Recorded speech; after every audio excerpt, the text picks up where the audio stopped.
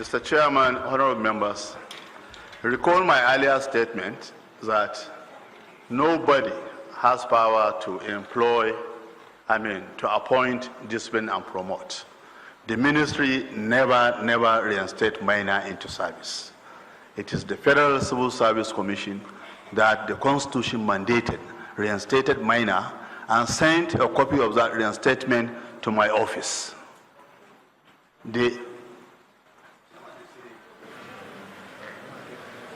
The process started very long time before I arrived to the ministry as permanent secretary. On my arrival, the meetings, the SSC meetings, everything has been concluded.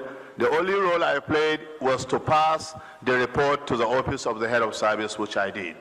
And when MAINA reported to the ministry, he did not report it to me. He came and reported to Director of Human Resources, who was then retiring, and that day was the last day for the Director of Human Resources for retirement. While I was in the office, he said, MAINA has reported.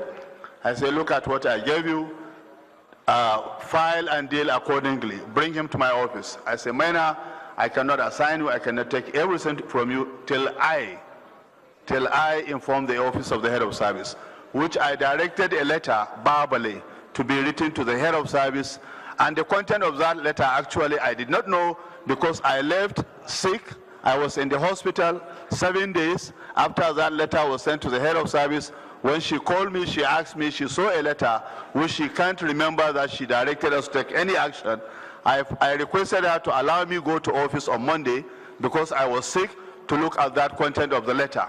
When I saw the reference the reference letter was quoted wrongly, I quickly write a letter apologizing to her that the letter was quoted wrongly by the person I directed, because usually when we direct a letter to be written, we vet the letter.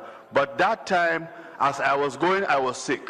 I couldn't wait that letter, but I put emphasis that head of service must know that day. From that day, I went to hospital. And when I was out, she called me. I asked her to allow me to go to office on Monday to confirm to her if anything went wrong. On reaching office, I realized the reference letter I made to inform the head of service that he has assumed duty was a letter sent to Federal Civil Service Commission. And I quickly replied to her, apologizing that that reference letter was. But sir, service is an institution. Whatever happened in the process of this, minutes, whatever, the permanent secretary is the head of service, is the head of administration. I'm here to take responsibility.